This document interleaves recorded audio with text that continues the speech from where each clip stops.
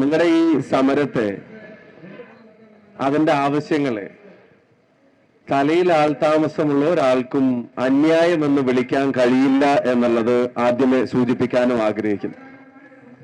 ഞാൻ ആലോചിച്ചു നോക്കുകയായിരുന്നു, ആശാ വർക്കർമാർക്ക് ആരൊക്കെയാണ് ഉമ്മ കൊടുത്തിട്ടുണ്ടാവുക എന്നുള്ളത് ഞാനും ഒന്ന് ആലോചിച്ചു നോക്കി. ചില ആൾക്കാരുടെ പ്രസംഗമൊക്കെ കേട്ടപ്പോ ഞാനൊന്ന് ആലോചിച്ചു, ആശാ വർക്കർമാർക്ക് ആരൊക്കെയാണ് ഉമ്മ കൊടുത്തിട്ടുണ്ടാവുക. ഒരു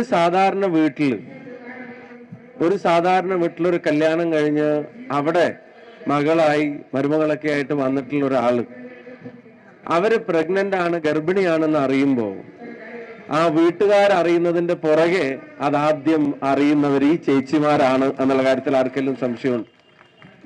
പിന്നെ ആ കാലയളവിലെ ഓരോ ഡെവലപ്മെന്റും കൃത്യമായി ചെന്ന് അമ്മയുടെ തൂക്കം, അമ്മ കഴിക്കുന്ന പോഷകാഹാരം, അമ്മയുടെ ആരോഗ്യ പ്രശ്നങ്ങൾ, സ്കാനിങ് കൃത്യസമയത്ത് നടക്കുന്നുണ്ടോ, ഡോക്ടറെ കാണുന്നുണ്ടോ, സ്കാനിങ്ങിൽ കുഞ്ഞിന്റെ തൂക്കം, ഡേറ്റ് തൊട്ട് എല്ലാ കാര്യങ്ങളും.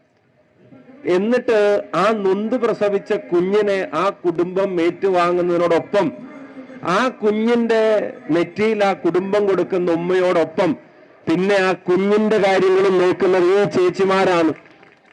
ആ കുഞ്ഞിന് പോഷകാഹാരം കിട്ടുന്നുണ്ടോ, ആ കുഞ്ഞിന്റെ വളർച്ചയിൽ വാക്സിനേഷൻ നടത്തുന്നുണ്ടോ, അതിന് കൊടുക്കേണ്ട മരുന്നുകൾ കൊടുക്കുന്നുണ്ടോ, അതിന്റെ തുള്ളി മരുന്നുകൾ കൊടുക്കുന്നുണ്ടോ, അമ്മ സുരക്ഷിതമായിട്ടിരിക്കുന്നോ, മുലയൂട്ടുന്ന അമ്മയുടെ ആരോഗ്യം കൃത്യമാണോ എന്ന് തുടങ്ങി എല്ലാം നോക്കുമ്പോ ഞാൻ ആലോചിക്കാറുണ്ട്, അങ്ങനെ ഉമ്മ കൊടുക്കാൻ കേരളത്തിൽ ആരെങ്കിലും ആഗ്രഹിക്കുന്നുണ്ടെങ്കിൽ ആ കുഞ്ഞിനെ നൊന്ത് പ്രസവിച്ച അതിന്റെ പെറ്റമ്മ കുഞ്ഞിന് കൊടുക്കുന്നത് പോലെ ആ അമ്മയോടും കുഞ്ഞിനോടൊപ്പമുള്ള ഈ ചേച്ചിമാർക്കും ഒരു ഉമ്മ കൊടുക്കാൻ അവർ ആഗ്രഹിക്കും എന്ന കാര്യത്തിൽ ആർക്കാ കേരളത്തിൽ സംശയമുള്ളത്?